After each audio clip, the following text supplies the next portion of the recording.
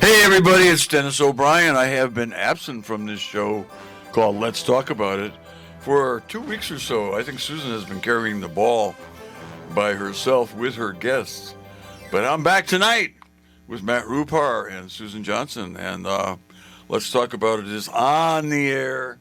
And we're raring to go, right, Susan? Hey, Dennis, it's great to have you back. It's wonderful because you add so much to the show, and I know you've been out there doing busy, doing all kinds of things, and you're going to fill us in on some stuff that you've been working on with respect to some of the town meetings we've had, which have been excellent, and we've had some great shows, lots of people showing up to the town meetings and voting for great improvements for our town.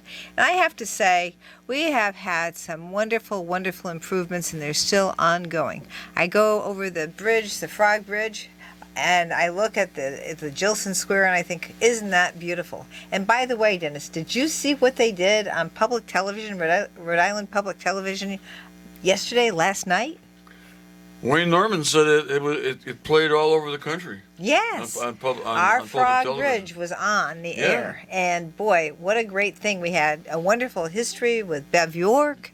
We had also a wonderful information and science on frogs and all kinds of biological issues with respect to the frogs from Susan Herrick, who I had no idea had such a background on frogs.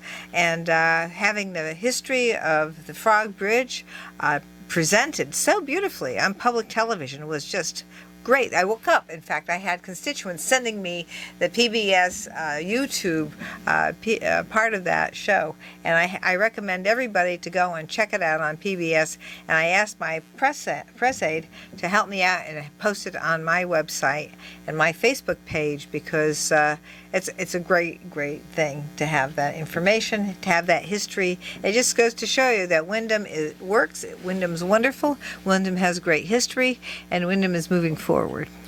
I heard it several times this morning. I watched it on Facebook. Susan Herrick's mom, Marianne Zader, sent it to me, and I watched it, and I gave her a thumbs up. And I didn't have much time to do anything else because I was heading off to a doctor's appointment. But I'll tell you, really proud of Susan Herrick and Bev York. What a great job they did talking about the Frog Bridge, the frogs, and the background information from Susan Herrick about. I guess she's a herpetologist. At least she probably does a lot of things. I'm sure she does more than just that, but that was a wonderful thing where she had the sounds of the different types of where the bullfrogs get together and how they sound. And when they're distressed, they do sound like they're starting a war of some kind. Yeah, I mean, she had a recording of a single bullfrog, and then she also had a recording of. She created a recording of a whole bunch of bullfrogs would sound like if they were in distress, and it was amazing. And Rhode Island Public Television is to be commended too for finding the story, for finding the right people to do the story. And once again, I'm really proud of Wyndham, proud of Susan Herrick, proud of Bev York, and proud of the late David Phillips for making that happen. I mean, he had more to do with it than anybody else with his book, Legendary Connecticut, and his advocacy for those frogs on that bridge. And it's just so great. This is such a great town. It is a great town, and I did mention that when I sent the PBS video over to our children and grandchildren. I did mention David Phillips for his Legendary Connecticut book and how he promoted the idea of putting frogs on the spools so that, we would really have a great chance to teach the kids about what's going on and give a little more history. Well, I heard Wayne Norman as I was heading out to my doctor's appointment. He played the whole thing on the radio. Yes, I heard it. And he followed that up with a song by Sally Rogers, who used to be the Connecticut troubadour, along with our friend Hugh Blumenfeld, who was the first Connecticut troubadour who lives in Andover now. But Sally Rogers is from Pomfret, and she was the Connecticut troubadour for a while, and she wrote a song about the frogs. And, that song that goes, something, she says something, people are saying something good about it, and then some people are saying, a waste of our time, a waste of our time. And you know what, as somebody who's been involved in local politics now for so long, in this town or in any town. It's true of any town. There's always the loyal opposition. And people think politics and government is easy. It is not easy. It's not easy to get things done. And you know what? In Windham, it's getting easier and easier all the time because more people are getting on board with the program that the town administration and town council, board of education, people are really on board and they really appreciate it. And I looked at the house sales this week. I always look at the sales to see what the values have gone way up, and it's amazing. It's amazing what people are getting when they sell their homes in Windham, and that's a sign that Windham is attractive because that's why people are willing to pay more, and it's attractive in so many ways. It is attractive, and it's this is just another thing that makes us unique because we have the garden on the bridge, we have the frog bridge, we have the Whitewater Park. We're taking advantage of the fact that we have 3 rivers running through Willimantic, and that we have all these opportunities for great recreational opportunities and beauty, creating beauty for our downtown area. So it's really going to, and it is becoming a wonderful place to do all kinds of things, to have a business, to go out to eat at night, to go to a play at the Burton Levitt Theater, and I guess they're going to have a great play coming up shortly this weekend. I think it's the Theater Guild is doing Young Frankenstein. Yes. Frankenstein, as Mel Brooks said, and Mel Brooks had them say that in the movie. It probably is in the play as well, but they're doing it tonight, and I think it runs through next weekend. Yes, that's a wonderful thing, and it's something that we got to actually promote because it's great to have people come downtown, have a bite to eat, and run off to the Burton Levitt Theater to see this great theater, this great play at our theater. And having a great community theater like the Burton Levitt Theater is just fabulous. And we need to also get back and have some of the people who put these things together on Let's Talk About It, so that we can do this. But we've had some wonderful guests in the last month, and I know we'll have some more wonderful guests coming up in a few short moments. But in any event.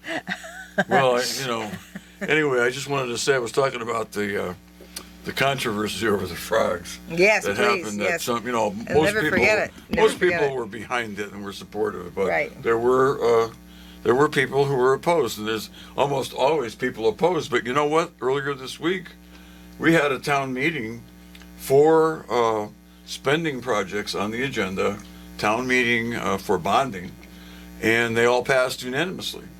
And, some great projects, and one of them was one that's near and dear to you and me, and that is the renovation of the 3rd floor on the town hall, which used to be the Windham County Superior Court. Absolutely. That's something that I've wanted to do since I actually worked on trying to do it when I first became the state rep. And, now it's wonderful to see. It does take time to get everybody on the same page, but that's happening now. And having everybody there, they were upstairs. Many of the people who came to vote went upstairs to look at the 3rd floor and see what we have there. And everybody was impressed when they were up there. It's a very impressive 3rd floor. And the town hall can use the room. So it's going to be a fabulous renovation, and I'm very excited to see that come to fruition. Well, when I was in the probate court as the judge for 12 years, I used to go up there a lot and dream, and dream that we would someday renovate that beautiful set of rooms. And it used to be the Board of Aldermen, when they had an alderman in the city of Willimantic, former city of Willimantic. They used to meet up there. They had a meeting room, but more important, they had these courtrooms up there and offices for the prosecutors and the public defenders. And but the courtrooms are gorgeous. The windows are like huge, and the woodwork is amazing. It has enormous potential to be turned into the local regional probate court. This is what I was hoping for years ago. Even as I left the court, I'm still excited about it. Judge McGrath is excited about it, and he was just appointed Oh, around July 1st, he was appointed to be the administrative judge of the area children's probate court, which covers all of Windham County and half of Talon County. I was the first to hold that position years ago. Now, John is in that position now, and Judge McGrath. And my goal was to have the regional children's probate court located on that third floor in the former Windham County Superior Court. That was the place where the major cases in the whole county were tried, criminal and civil. And that was before we moved to town. It was when I got here and I started working with legal services, the circuit court was downstairs. That was still there for a year or two, or three maybe, after we got here in 1974. But the Superior Court, the upper division court upstairs, had been closed because they built a new courthouse on Valley Street, and more important, a new courthouse in Putnam. Yes. That was the main court. So the main seat of the court was moved from Windham to Putnam. But they also then built the Danielson Court subsequently. That was much later. That's right. That was in the 90s, I believe. I think I remember going out there when I think it was then Attorney General Blumenthal, I think, before he became the senator. He came out and we had an event opening that Danielson Court. I mean, the Danielson Courthouse, where the some of the housing and criminal work was done. I was privileged to speak at that event, and there was a huge crowd. Yeah. And I think Tom White was just elected county sheriff at that time, and that was a wonderful event. I mean, the place was jam-packed with people. Yeah, it was great. Anyway, this project is a great project, and I think when it originally came up, when you and I tried to get it going, I think we were told that it was going to cost $10 million, and you could spend $10 million up there, no question. But they're going to spend $3.5 million and do the basics, and do the basic rehab. And people are going to be really pleased with it when they see it. It's pleasing enough in its condition now, where it hasn't been used for over 50 years. Right, it's beautiful. It's beautiful. It is beautiful. And it has, if any building has potential, or any real estate structure has potential, it's the third floor of the town hall. It's interesting. I'm so excited about it. I am too. It's interesting too because past renovations of the town hall. I remember when I was on the council, and we even needed a roof. I mean, that's how basic the work was. It had to be done. There was a lot of things over the last 30 years that we've had to do, whether it was renovating the roof or making sure that the second floor was actually renovated. And I remember when that occurred, it was when Bruce Bellingham actually put it together to bring the Victorian Neighborhood Association to the second floor. And they were working hard to do the first snowball to raise money for the Victorian Neighborhood Association. Andrew Gibson. It was his creation. Well, I mean, actually, the snowball, yes. Yeah. But anyway, but we did it because we found out that we could utilize our museum for a visitor center. And so when the chamber closed, our weekend visitor center was the museum. And that was actually my idea. That was. You're talking about the Thread Museum. Yes, yeah. Right. That was back in the late 1990s, early 2000s. That's right. Yeah. So that was fantastic. And, so many great things have happened. I mean, I know I left a probate court in beginning of 2011 was my last stint as a judge of probate. Yeah. But I can tell you now, I spent 12 years working in that town hall, and when I walked the halls of that town hall looks so much better now than it was when I was there, and it has nothing to do. It has nothing to do with my not being there. It wasn't the fact that I wasn't there anymore that it looks better, but it looks so much better. That's because of people like the gentleman who just came in and joined us. Our mayor. Our mayor, Tom Devivo. Welcome, Tom. Thank you so much for joining us. Well, really thank appreciate you. it. I was just in Stop and Shop, and I wasn't watching the clock, but it's a busy store in there. It's a good thing. We love that. But it was very busy in there, and we had the Rotary Golf Tournament today, so that was really good. Oh, wonderful, wonderful. So that's great. It's great. Raising money for the Rotary to help do their charity work. Wonderful. Wonderful. Now, And you're talking about Town Hall. What a great opportunity to talk about the building and all the good things will happen when we get that third floor. The plans we had available for people to view were done in 1998. 25 years. Yeah. that was when I started in the probate court, 1998. I Yeah. was elected in 98. I started in That was January like 99. third grade? 98? Yeah. Yeah. Yeah. See? So, He was but a baby. he's a baby. But, you know, it's Matt a, Rupar, that is. We're talking about Matt Rupar. Matt Rupert. Our But producer. He's there smiling, and he's really pleased to see Tom Devivo as we are. as I am, I'm pleased very, to be here, too. Very thrilled that And I'm he's sorry here. about the phone ringing. I had it in my pocket and No realized worries, it was no going to worries. be We're Don't on. worry glad you're about here. it. We're just glad But to have you here, it's, buddy. it's great to us to be here once again with you two famous people, and there's so much happening in town. But with Town Hall being fixed up, it's going to expand. I mean, we've been paying to heat that place for 30 years and not using it, so we might as well use it and make it a better place and for the community to be able to utilize and have meetings at. There'll be 3 meeting spaces, and I don't think we've settled on what we're going to do with the balcony area that used to be for the big ballroom. Oh, Oh, yeah. yeah. Yeah, that Because, was great. Yeah. Well, it'll be a balcony. That's what. It'll be- Well, well, but what do else we can you make, do but with we it? take the seats out, and make it a level floor, and have a room in there. You well, have a that's- room, You know, it's. I mean, you know, because it's you're not. being more creative than I am, so. Yeah. I just think of it as a balcony, but my goal has always been to have the probate court up there, and that would be good. I don't know if that's going to happen, but that's I could my picture goal. you standing in that big courtroom with the jury and everything. No, Judge no, O'Brien. no, there's Oh, no- do you have a gavel? Because I have a little tiny one. You know, I If you have haven't seen it. I'm not the gaveling type, you know. No, I wouldn't think so. No. And in fact, I would. When you walk in, does everyone have to stand up when you walk in? No, not Okay. for me. I've seen that on. I was a TV. people's judge. I was somebody who, if somebody got out of line, believe me, I would let them know. And that didn't happen too often. That but it hasn't did- changed. But it did happen.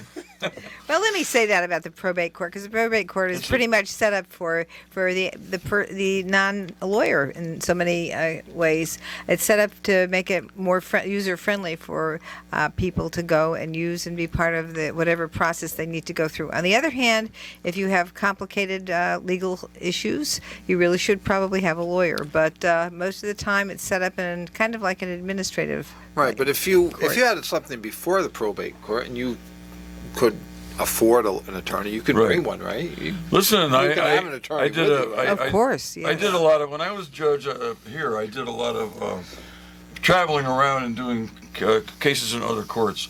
For example, in Plainfield, I can remember doing a few cases in Plainfield. If the judge in Plainfield had a conflict of interest and couldn't participate, they would, send a visiting judge up there, and I visited, and I visited Colchester once. I walked in the courtroom, there were 6 lawyers in the courtroom. I said, oh my God, I've never seen more than 2. And I said, this case must involve a lot of money. And of course it did. And I had the situation where I asked the lawyers, I said, all right, one of you lawyers want to tell me, bring me up to speed. I'm not familiar with this case, tell me what it's all about. They all looked at each other, and it was like, like it's their hands over their mouths. Crickets, and their crickets, ears, and crickets. I said, well, okay, guys. If you're not going to tell me, I said, I'll figure it out for myself. And but it'd be a lot easier if you tell me. But not a one of them spoke up. Anyway, No, that stuff I'm sure happens. That's a great story. Because No. I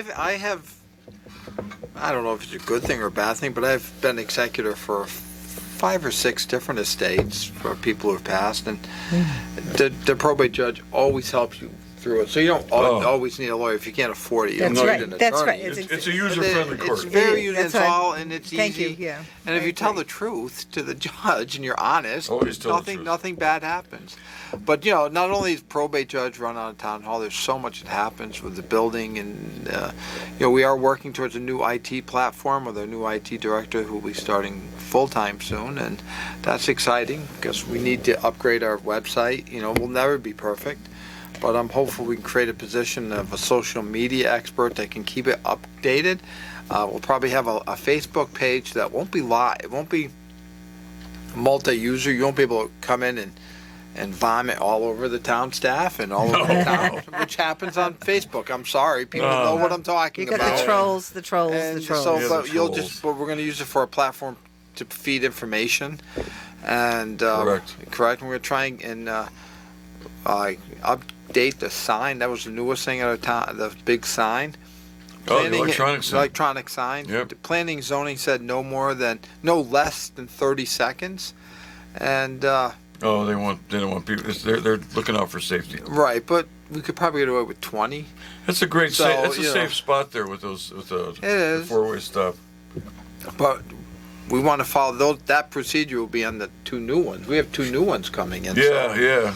That's You know, right. That's under the ARPA. Yeah. The ARPA money, and ARPA. I want to stick with the signs, so we are going to try and get that down to 20 seconds. So we'll have to send the town council will send a note, I guess, to planning and zoning, and then they change the rules because we follow the rules that planning and zoning has instructed us Of for that. course. Well, they Yeah. have Very, very good. They have jurisdiction over signs. And Well, we're I just want to for ask you a safety's question. sake. Where will the other 2 signs go? someplace Has else. that been decided yet? No, I think- someplace else. That's a good answer. Okay. it's not. All right. So you're heading. I was told one's going to go near All right. Park Springs at the Okay. Mansfield-Wyndham line there. Okay. And the other one, I was told somewhere near Blondie's, but I'm not so sure how they're getting power to that one. So that's subject to use. Well, you want it where there's We a have lot the of electricity. where there's a lot of traffic. A lot of traffic. But it's got to be in a place that's relatively safe, because you don't want people rubbernecking and driving 50 miles an hour, No. and that's not good to Well, watch. Just look at But the they'll be sign. coming off the exit from, Yeah. from Route 6, and Well, but you have to have electricity. So the I, you traffic gotta- engineers will figure it out. Well, you want to have a traffic light probably, like you have where the bridge is. Yeah, I So think traffic so, light right. would we is a know good that, spot. Yeah. right? But we know we have power down by Park Springs and the end of Yes. Memorial Drive, so there's power there, and there's There's Lauder some Park. stoplights. So there. there's Lauder Park, and there's some. So that's a good site. And the other site, where I was told I went out there. I'm always the person that looks at the full picture. You know, how do you get electricity? And, Yeah. and maybe we'll put No, solar. that's And that's good. very practical. Yes. It's Maybe good. I want to be practical You're a about practical mayor, Tom. it. You know, I want to be practical about it. I Yeah. don't want to spend a lot of money on electricity, but perhaps we could do it on solar. I don't know about Well, that. probably could. I think that's a great idea. That sounds yeah. good, yeah. I I like saw that. a solar golf cart today, so. Very nice. That's great. I want solar chargers for our phones, please. No wonder So- you're all tanned up. You've been out on the course. You It can. wasn't real sunny you tonight, can but do you're still a- getting the sun. Yes. Anyway, we're told by Matt Rupar that it's time for us to stop talking, and let's hear from our sponsors. And we have some great sponsors, and especially want to point out the Gates Group, Columbia Ford, and the HGMC. Gates GMC, and they've kept us on the air all these years, and I know the people out there that are listening are happy for it. I know I'm happy for it. Susan's happy for it. And of course, Matt Rupar's happy for it. Tom Devivo. We're all happy to do this and try to be another way to get information out to the community. Right. Thank you. We'll be right back. Welcome back, everyone. This is Susan Johnson. I'm here with my co-host, Dennis O'Brien, and our very special guest this evening, Mayor Tom Devivo. And we were just talking about all the wonderful things that we've done and moving forward, all the things we plan to do. And we're just talking about the 3rd floor of the town hall and getting that renovated. And we had a wonderful turnout to get the vote out for supporting the idea of renovating the 3rd floor, which is going to be fabulous. It's historic. It's beautiful. It's got great features, and we're going to be able to utilize it again. So I'm very excited that we had such a great turnout, and I have to thank the council for their amazing work on this to bring this forward to everybody. Looking forward, because I know it's all about the future, right, Tom? It is all about the future and tomorrow. And, you know, we can look, it's great to try and, you should know your past, you don't recreate your mistakes, but you're still going to make some mistakes. You can't say, well, I know the past really well, and, you know, I'm not going to make any mistakes, but you will make issues. And one comment I want to make about the 3rd floor renovation is the clock. What really spurred me to get going is about 2 years ago, I was coming out of a meeting, and the fire department's out in front of town hall because the big dial was falling out of the building.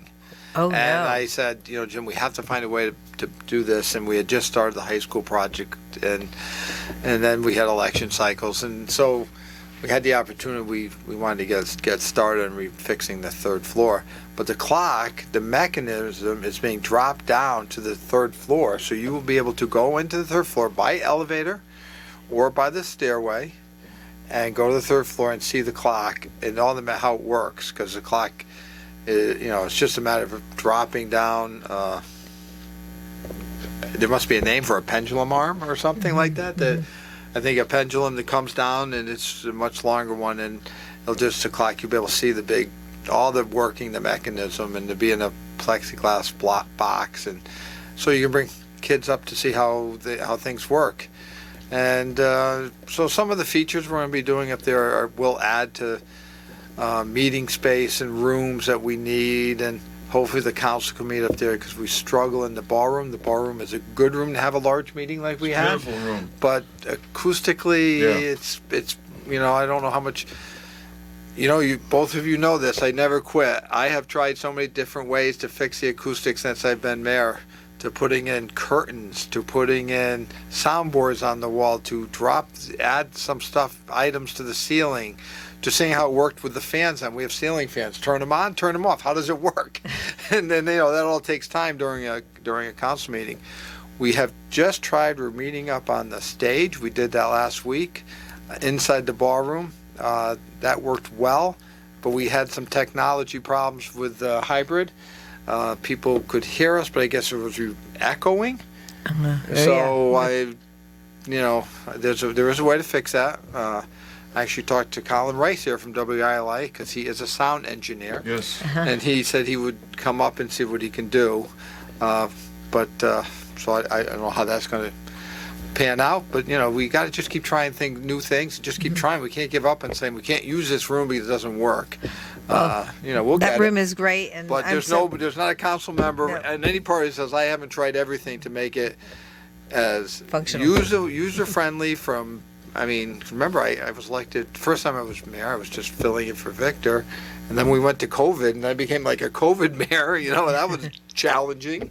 And we're going to keep trying new things. We're never going to give up, and there's always somebody smarter than me that will show me how to do something. Well, I know that when you keep trying, people will help, and it's great that you keep trying. And I remember when I first was elected back in '89 to the council, right? And it was called the Board of Selectmen then. And at that point in time, that room wasn't used at all. It was full of junk, and it was really kind of a mess. Boxes. And boxes and refrigerators. People had some of keep their lunches in their refrigerators up there, and that was about it.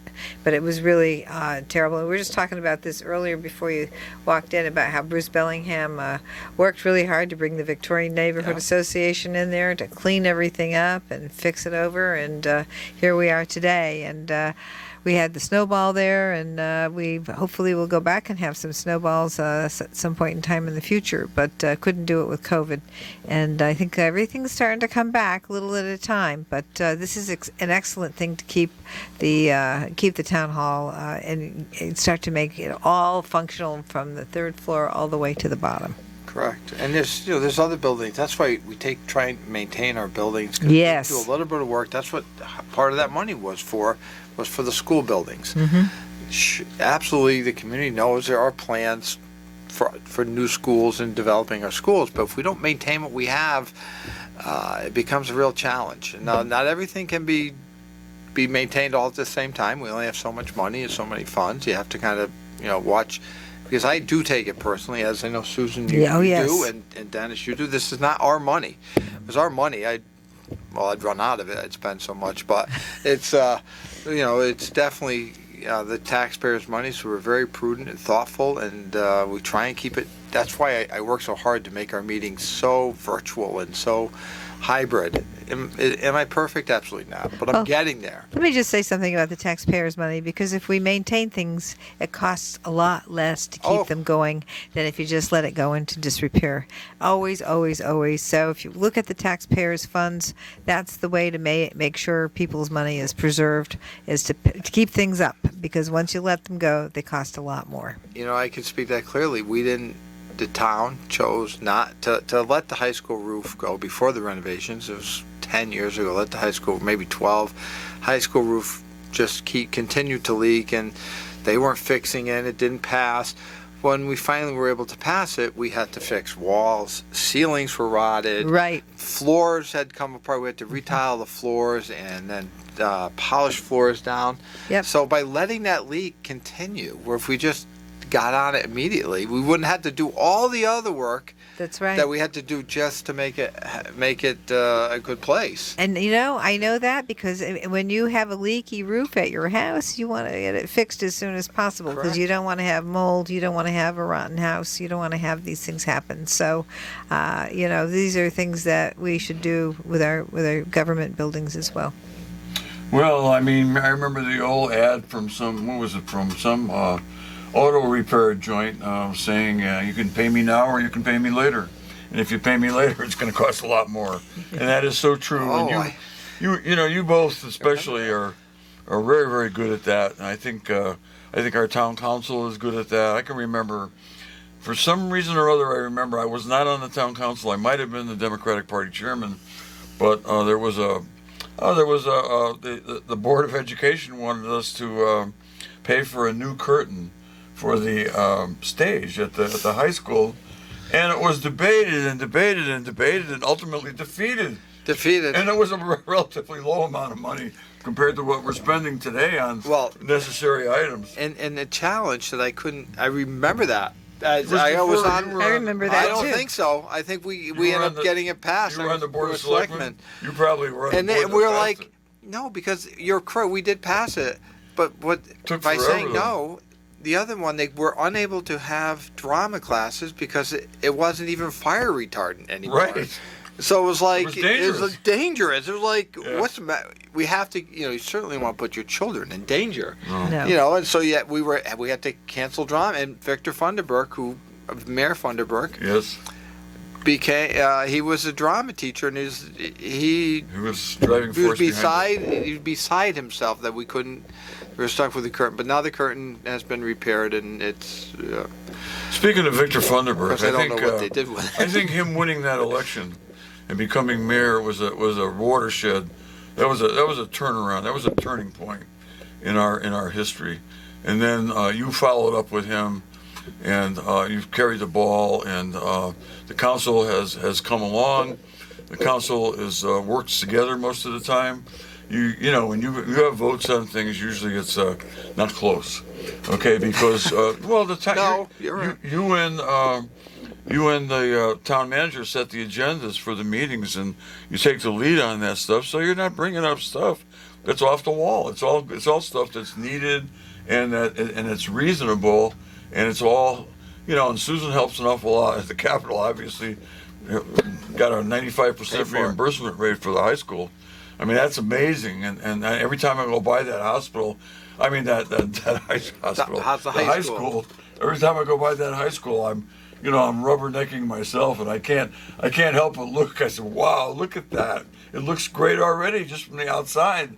And I can't wait to get in there and check it out. I know Randall Prose, who's a really strong member of our council, as well as doing a great job as our football coach and a teacher of I think he teaches political science or teaches history. History. Some social science type stuff. I mean, he's like delighted with the results so far, and I can't wait. That is the jewel in the crown of all these things that we've done, including the community center, and the best looking parking garage I ever saw downtown. That's been a big success. And one thing about it, if any listeners out there have any concerns, it is maintained by Public Works impeccably. It's been they use big leaf blowers and clean it out 2-3 times a week. It's maintained. It's clean. There's been some graffiti, of course, that they've gotten right in there and cleaned it off, and so they do take care of it, and they're because if we maintain it from day one. But as we grow things, this is important to know, as we grow things, the parking garage, you have to maintain it. As we improve Rec Park and Plains Park with all the pickleball courts, we have new pickleball courts. Right. We put a drain, and we have more events at Shabu Stage, which is wonderful. we put a strain on our resources, and that we just need to keep that in mind. That eventually we're going to have to grow that payroll. I'm glad you brought up the Shabu stage, because our fearless leader here at the station, or one of them, he's no longer the top guy, but he's right up near the top, and that's Colin Rice. You mentioned him before. Of course. Emailed us and asked us to ask questions about the noise at the stage for certain performances, about the sound equipment that's being used. I think it was also the automobiles that tend to have very loud, noise when they drive around. Automobiles. So I mean, it's not just the stage. We hear those things, I think, all the time. Maybe when we have an event at the stage, there's maybe a little bit more because we have more people in town.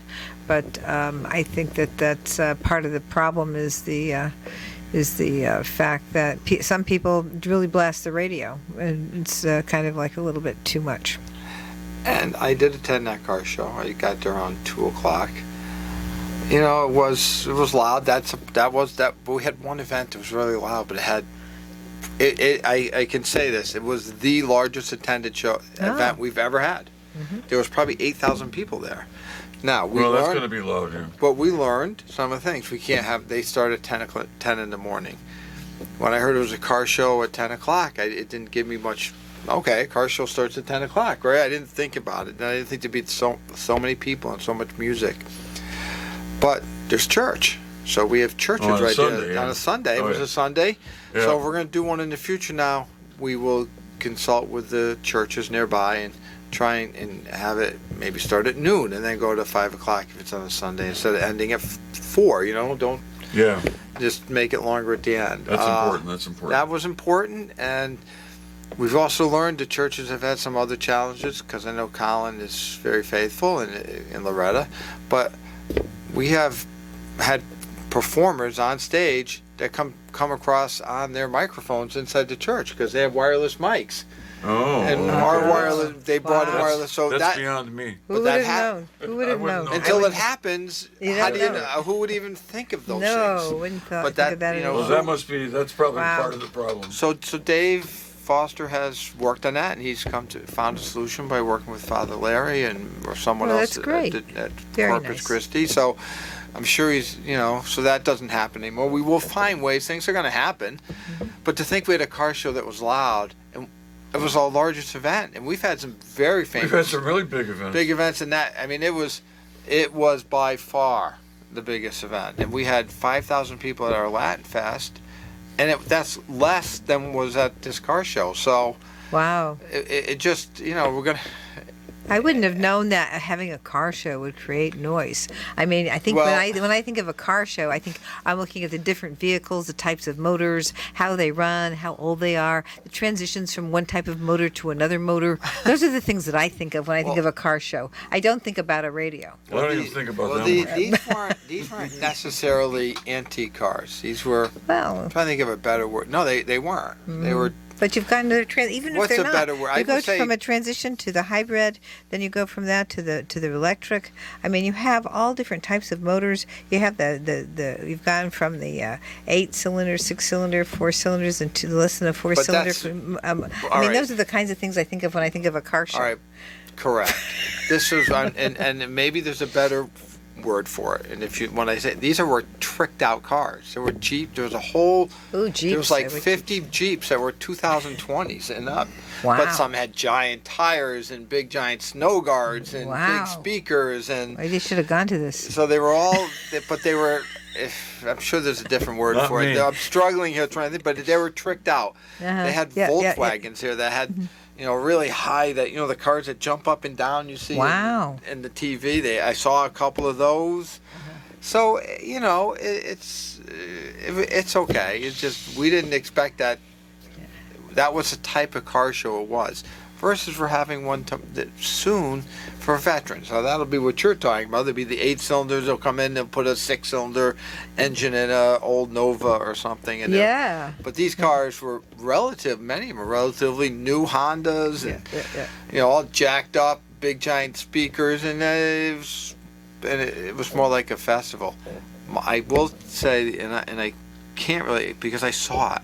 Yeah. Some gentleman had speakers so loud you couldn't stand next to it. Your face was moving, and he's standing with 2 kids. Oh, that's terrible. I mean, You're who's watching it for who the does that to children? little ones? Because, Yeah. correct. Yeah. They'll have hearing impairment. Let me just say something about that, because as someone who sits on the education committee, our former chairman of the education, Robert Sanchez, Representative Sanchez from New Britain, as an early childhood educator, and every single time he sees somebody doing that to a little one, he goes and he taps them on the shoulder if they're available, and he says, "Don't do that to your children's ears, because you're going to make them deaf, and you're going to make them so that they have hearing problems." So to put the kids in that kind of a situation is a really, really bad thing. It's child abuse, really. I don't even know if that man could have heard me if I walked. That's how loud it was. Yeah, no, I would I have mean- to get him. It was just so loud, but it's not The relevant. important thing is that you're aware of it. Yeah. David's aware of it. The town administration's aware of it, and you're going to do something. You're doing something. We're definitely taking action. We're going to monitor it more closely and pay attention. Yeah. Thank you for that. But Appreciate it. It's like That's all great. these things happen, and Yeah, you have to respond. Yeah. These things that you don't expect. If you didn't have the car show, you would never know that something could get to happen. That's so. right. That's right. You're not going to know that. Hey, unless we're it running down to our Run- last minute, last so we want to minute. have our mayor say the last few words. Last few words. Yeah. Oh, come on. Thank you for having me. Well, we have so much I haven't going on said in town. I want you all to check out the website called Why Wyndham. Now, this website is not for you, the listeners here. It's for the person that lives in Torrington and thinking about doing something in Wyndham when they bring their child to college or live somewhere else, maybe another state. Ashford? Not Ashford, but someone who's coming from far away who's never been here. So keep that in mind when you check out Why Wyndham. And there is a spot where you can get on and make suggestions. Is it perfect? Of course not, but we're working on it. It's only been up one day. Is this on the town website? I got to check that out. It's Or is it on just Facebook? whywyndham.com. It's a great thing. We were recently on with Scott Haney was here in town. He Wonderful. went to Bliss, Triago, Right. and I Stone. saw that. And then, Yeah. and we also had our frogs on PBS, so you can go online and find Oh, a we YouTube talked about video that for about the quite a frogs. while already. Yeah. Susan Herrick and Bev Susan York, Herrick. and wow, they did a great job. I will say I love Susan Herrick, and she's a lovely person to know, but she's the only frogologist I've ever met. Yeah, me too. Proctologist, is that a word? Well, I think it was. That's I'd what have she to look did. that What, one up. herpetologist? Yeah. Herpetologist, Yeah. Herpetologist. Yeah. Herpetologist. H-E-R-P. Just, not herb. when you meet, Yeah. she had like a little Anyway. video. But anyway, but it's great. Wyndham's a great town. I look forward to helping you all out succeed and keep up the good work on your All radio right. show. We're looking forward to working with everybody. This is Susan Johnson with my co-host Dennis O'Brien. Have a wonderful week, everybody, and thank you so much, Mayor DeVivo. Appreciate I want it. to thank Matt Rupart, too, for his great job. He always does a great job getting us on the air. Thanks, Matt. And thanks, Tom and Susan. And we'll have another great show next Friday. Thank you. See you.